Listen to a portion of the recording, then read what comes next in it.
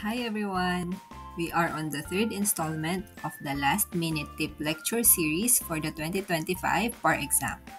In this session, we'll focus on few basic concepts and important cases in public international law, which is part of the Day 1 morning bar exam. So, let's start. Let's begin with the sources of international law. These are enumerated in the Statute of the International Court of Justice, or the ICJ.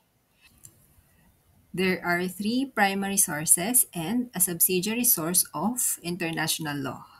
Number one, international conventions or treaties. Number two, international custom as evidence of international practice accepted as law, or what we call the customary international law. Number three, general principles of law recognized by civilized nations. And number four, judicial decisions and teachings of the most highly qualified publicists as subsidiary means of determining what the rule is. Okay, so international conventions or treaties are agreements between states or international organizations governed by international law. Let's break it down. First, the parties to the international conventions should be states or other entities with international legal personality, such as international organizations. Later on, we'll discuss this. And second, it must be governed by international law. So if the agreement is governed by domestic law, then it is not considered an international convention, even if the parties are states or international organizations. But how do we know if an agreement is governed by international law? Agreements usually contain a governing law provisions, so that's the first thing we can look at to know what law governs an agreement. For example, country A and country B entered into an agreement. The agreement provided that it would be governed by the laws of country A. Is that considered an international convention? The answer is no, because an international convention should be governed by international law, not by the domestic law of a state party. Next, both oral and written treaties are recognized under international law, but the Vienna Convention on the Law of Treaties applies only to written treaties, not to verbal or oral agreements. So, what's the effect when a state enters into a treaty? When a state enters into a treaty, it limits its own sovereign rights. So that's the principle of auto-limitation. And as a rule, states have plenary sovereign rights. But when states enter into treaties, they limit that right and they are duty bound to comply with their treaty obligations in good faith, following the principle of pacta sunt servanda. So we'll cover again this in relation to Colmenares versus Duterte. Okay. As a general rule, only state parties are bound by treaties. But there's an exception. And the exception is if the treaty provisions simply codify use Cogen's norms, in which case all states are bound, even those who are not party to a treaty. So what are use Cogen's norms? Use Cogens means compelling law. It is also called peremptory norms of international law. And these are fundamental principles of international law from which no derogation is permitted, meaning no state can opt out or violate these rules, even if It's by way of treaty or an agreement, and it's accepted and recognized by the international community. A Hughes-Cogens norm can only be modified by another peremptory norm, but it cannot be modified by a treaty. So Hughes-Cogens norms are actually a limitation to treaty making. State parties cannot enter into treaties that violate Hughes-Cogens norms. Next source of international law are customary international law. These are binding unwritten rules in international law. And for it to arise, there must be a combination of two elements, the objective element and the subjective element. The objective element is state practice, and it is required that the custom be something practiced by states generally, uniformly, and consistently, and over a long period of time. What do we mean when we say that a custom is generally practiced by states? It means that the majority of the states adhere to the practice, although it's not required that all states must conform to the practice. But there must be compliance by at least a majority of the specially affected and interested states. How about the requirements of consistency and uniformity? These requirements mean that states practice it most of the time. Although absolute uniformity is not required as long as the practice is substantially uniform across states. How about the time element? Is there a required period of time for the formation of a customary international law?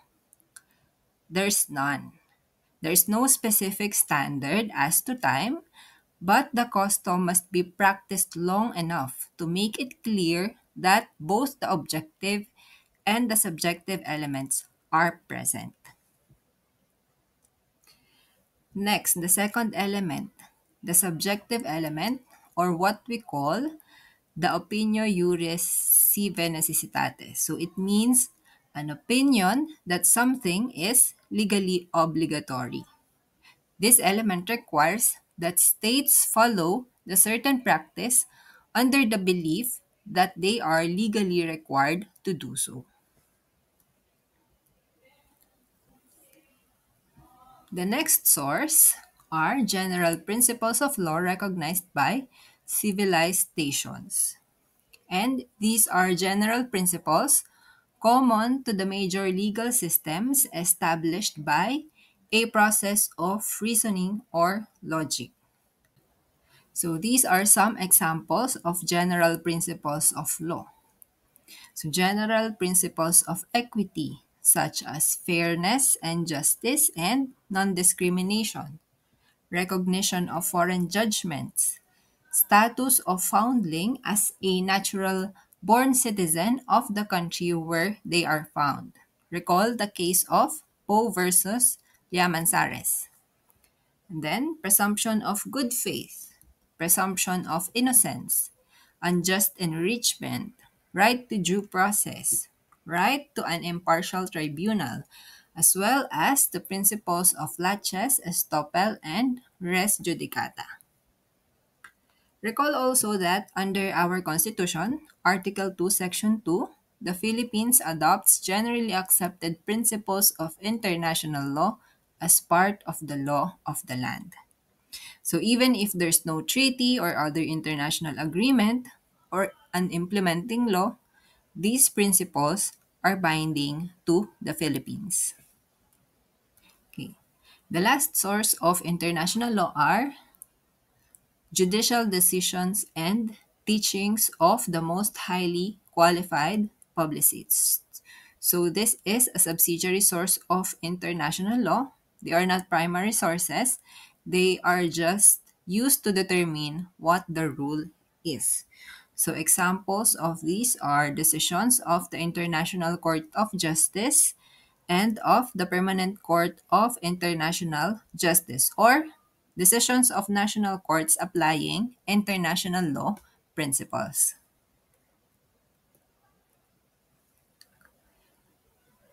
Next, let's go to international legal personality.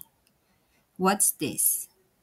International legal personality is the capacity of a person or an entity to have rights and duties under international law. If an entity has international legal personality, then it can participate directly in the international legal system by bringing claims to enforce its rights. On the other hand, it can also be held responsible at the international level. So, who or what entities can be the subject of international law? First, of course, are the states.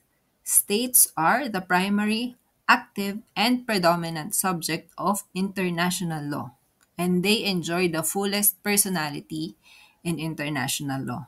But there are also other entities with international legal personalities and are also proper subjects of international law, like international organizations. International organizations are associations of states or other organizations, and they are established to serve specific tasks or specific purposes, and they act through their permanent organs.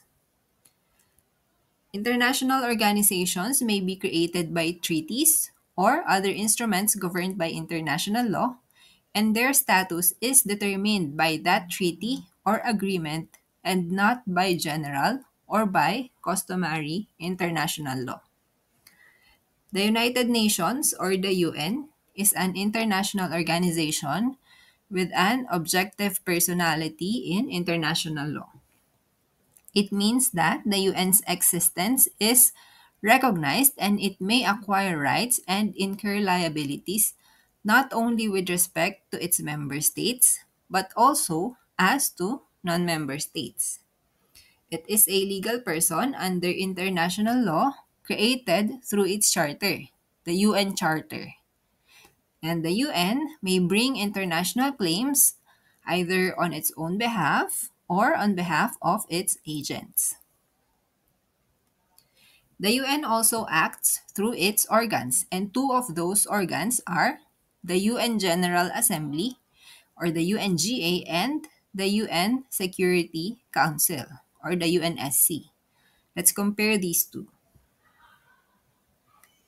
The UN General Assembly serves as the main deliberative, policymaking, and representative organ of the United Nations. Each of the member states has one vote, regardless of their size or power. Also, it's important to remember that resolutions of the UN General Assembly are generally non binding and are merely recommendatory, even if the resolution was adopted unanimously by all the member states. Note that this has been asked in the previous bar exams. But there's an exception, and that is if the resolution merely expresses a customary international law or if it merely reiterates a treaty obligation. In that case, the resolution is binding, but it is not the resolution itself which is the source of the obligation, but the customary international law or the treaty itself. But still, United Nations General Assembly resolutions have an impact on the formation of customary international law since it can be considered a crucial evidence of opinio juris, or the subjective element we discussed earlier. Meanwhile, the UN Security Council has the primary responsibility for maintaining international peace and security. It also issues resolutions, and these resolutions are generally binding on member states. Let's recap. This is not a perfect analogy, but the UN General Assembly is like the Congress. It sets policy or acts like a lawmaking body, while the UN Security Council is like the executive with enforcement powers. Again, resolutions of the General Assembly are generally non binding or mere recommendatory, while the resolutions of the UN Security Council are generally binding. The General Assembly also discusses and makes recommendations on international issues, while the Security Council deals with enforcement acts rather than legal issues or abstract points of law. How about individuals? Are individuals also subject of international law? Individual persons have human rights, and they also have the corresponding obligations under international law, such as the obligation not to commit crimes against humanity, like terrorism or genocide. If they violate these international obligations, then they can be sued in an international forum. In other words, individual persons can incur individual responsibility for international criminal conduct under international law. Take note of this. This is very relevant for our country now, considering former President Duterte's arrest for alleged human rights violations. So, even individuals can be held liable under international law, even though they are not traditional subjects. Now, let's look at the other side of the coin. If individuals can be sued under international law, can individuals also bring a suit before an international forum? So, does an individual have the international legal standing to do that? The general rule is no. Individuals may not bring an international claim as they are not traditional subjects of international law. But there's an exception. If the claim of the individual is espoused by his or her state of nationality. So, this is the principle of espousal of claims. There is espousal of claims if a state takes up the claim of its national. So, whether that's a natural person, a corporation, or an entity against another state and presents it on behalf of the national before an international forum. So essentially, the state is espousing or adopting the claim as its own for purposes of seeking redress.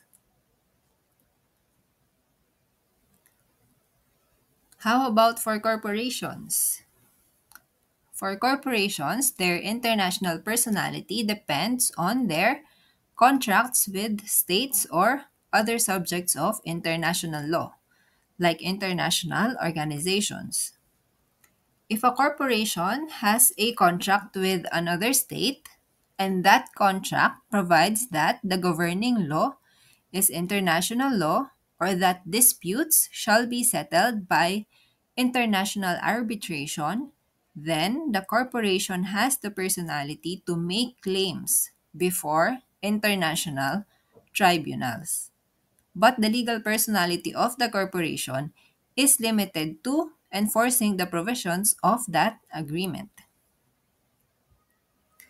For example, under the United Nations Convention on the Law of the Sea, or the UNCLOS, corporations can enter into a contract with the International Seabed Authority for the exploration and exploitation of areas beyond national jurisdiction. If there are disputes regarding that contract, then the corporation may bring the issue before the Seabed Disputes Chamber. In that case, the corporation is given legal personality, but for the limited purpose only of settling disputes regarding its contract with the ISA.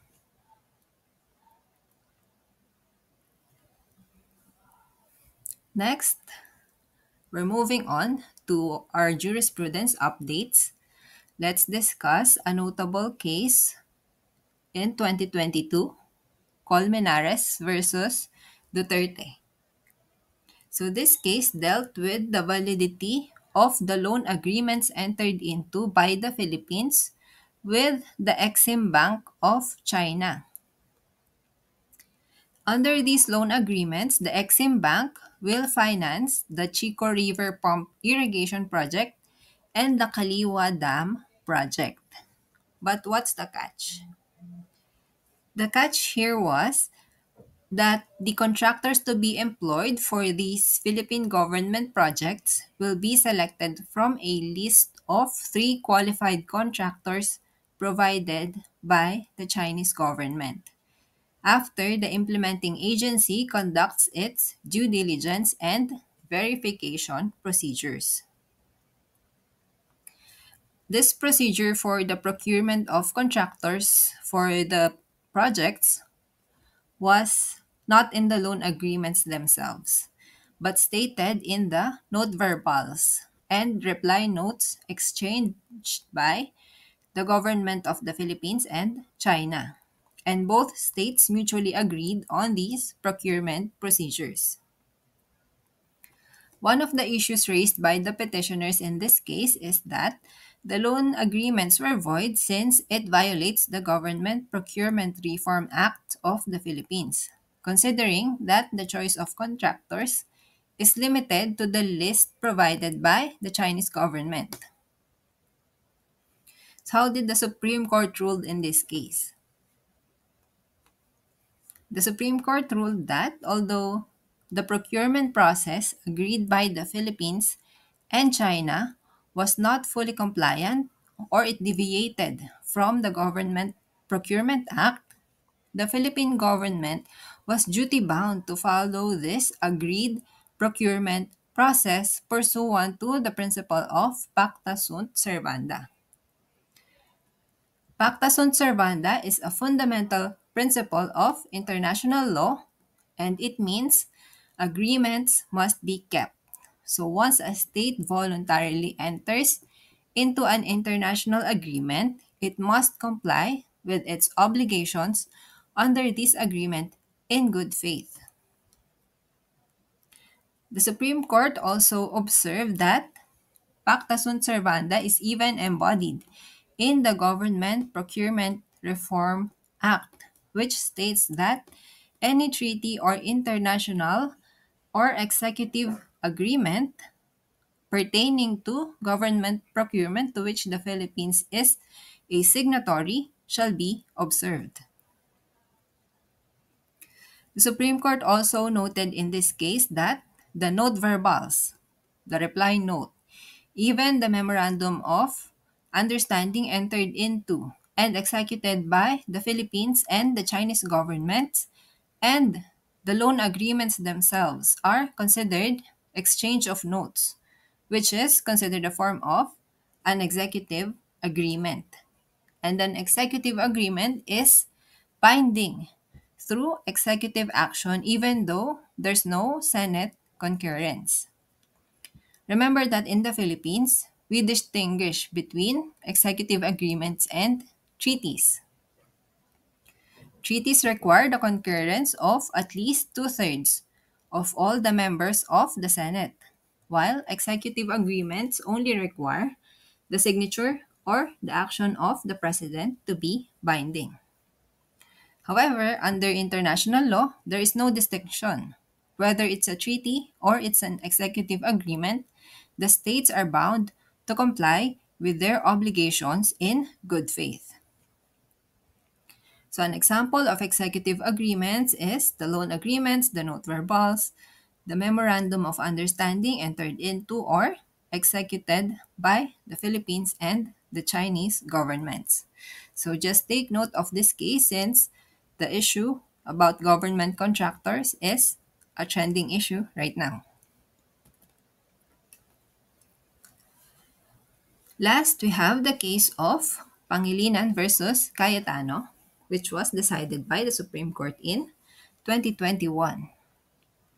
It is another important case that dealt with the power of the president to unilaterally withdraw from a treaty concurred in by the Senate. And this can actually double as your review for political law because this case also discussed the interplay between the roles of the executive and the legislative when it comes to treaty making. Specifically, this case is about then President Duterte's withdrawal from the Rome Statute, the treaty that established the International Criminal Court. In the end, the Supreme Court did not rule on the validity of the president's withdrawal on the ground that this case was already moot, since even before the petitions were filed, the International Criminal Court itself already acknowledged the Philippines' withdrawal from the Rome Statute. Nonetheless, this case is still important because it is here that the Supreme Court laid down the guidelines for evaluating cases concerning the President's withdrawal from international agreements. But before going to those guidelines, let's discuss the Rome Statute first.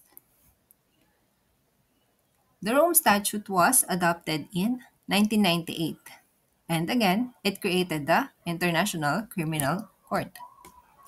And the ICC is a permanent and autonomous or an independent institution. It has an international legal personality, and we all know this now. It has its seat at The Hague in the Netherlands, where the former president is currently being held. The International Criminal Court has jurisdiction to investigate, prosecute, and try individuals accused of international crimes of genocide, crimes against humanity, war crimes, and the crime of aggression. And this jurisdiction is recognized by the state parties.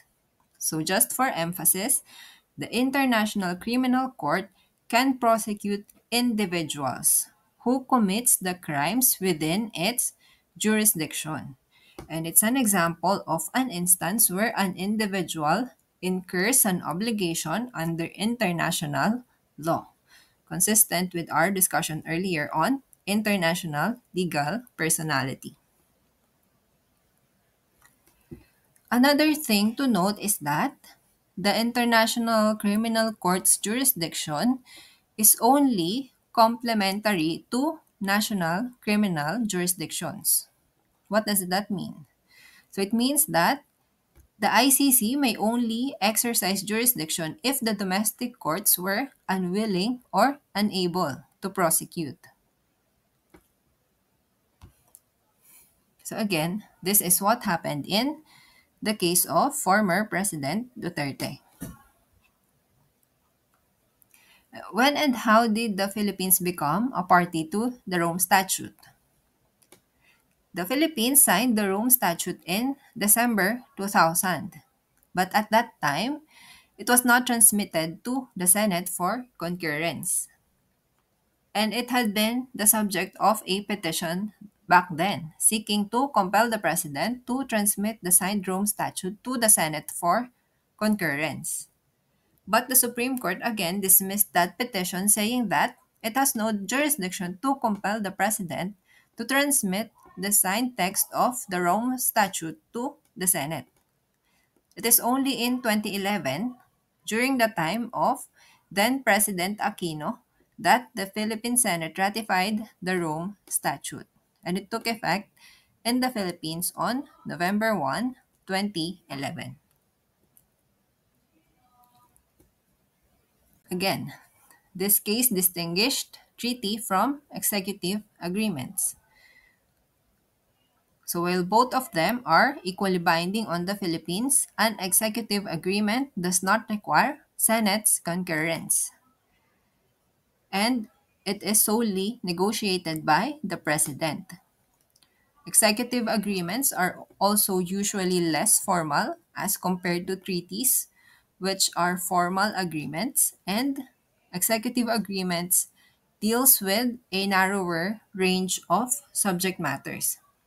Executive agreements do not embody policies, but they simply implement those policies that are already existing. On the other hand, a treaty usually covers matters that fundamentally affects the country's rights, sovereignty, or international obligations. Now let's go to the process of withdrawal from a treaty. So in this case, the Supreme Court noted that under the Constitution, Senate concurrence is expressly required to make treaties valid and effective in the Philippines. However, there's no similar requirement of Senate concurrence in case of withdrawal from treaties. But then, the President is also not granted the unilateral power to terminate treaties either under the Constitution or existing laws. So the Supreme Court formulated these guidelines to address the gap. And these are the guidelines for evaluating cases concerning the President's withdrawal from international agreements. Number one, the President enjoys some leeway in withdrawing from agreements which he or she determines to be contrary to the Constitution or statutes. In other words, if the President determines that a treaty or international agreement violates our Constitution or our laws, then it is acceptable for him to unilaterally withdraw from that treaty. Another point, what if the Congress enacts a law that is inconsistent with an existing treaty? The Supreme Court said that this situation also allows the President to withdraw from that treaty. And the Supreme Court clarified that although a treaty concurred in by Senate has the same effect as a law in the domestic sphere, still, domestic law is superior to a treaty. And in case of conflict, the domestic law prevails. Number two, the President cannot unilaterally withdraw from agreements which were entered into pursuant to congressional imprimatur. This means that if a treaty is entered into with Senate concurrence, then its withdrawal must also follow the same procedure. The withdrawal must also be with Senate concurrence or with legislative imprimatur. The Supreme Court cited the mirror principle, which states that any withdrawal from an international agreement must reflect how it was entered into. And last, the President cannot unilaterally withdraw from international agreements where the Senate concurred and expressly declared that any withdrawal must also be made with its concurrence. So, if in concurring with a treaty, the Senate imposed the condition that the President cannot withdraw from it without also its concurrence, then the President must respect that condition. And that condition may be in the same resolution expressing the Senate's concurrence to the treaty, or it can also be embodied in a subsequent resolution. The Supreme Court said that any such condition on the President is valid since the Senate's power to concur with treaties necessarily includes the power to impose conditions for its concurrence. In case of the Rome Statute, then President Duterte withdrew unilaterally and without Senate concurrence, although he followed the procedure laid down in the Rome Statute itself for the withdrawal of a state party. As we note earlier, the ICC itself acknowledged the Philippines' withdrawal. And because of this, the Supreme Court held that the petitions were already moot, and it no longer ruled on the validity of the withdrawal. So, just one final note. Even if the Philippines successfully withdrew from the Rome Statute, that withdrawal does not discharge any obligations or liabilities already incurred while we are a party to that treaty. Okay, so that wraps up our Public International Law last minute tip lecture for the 2025 bar exam. I hope this helped you recall some of the important public international law concepts for your day 1 exam. Good luck and see you in the next lecture.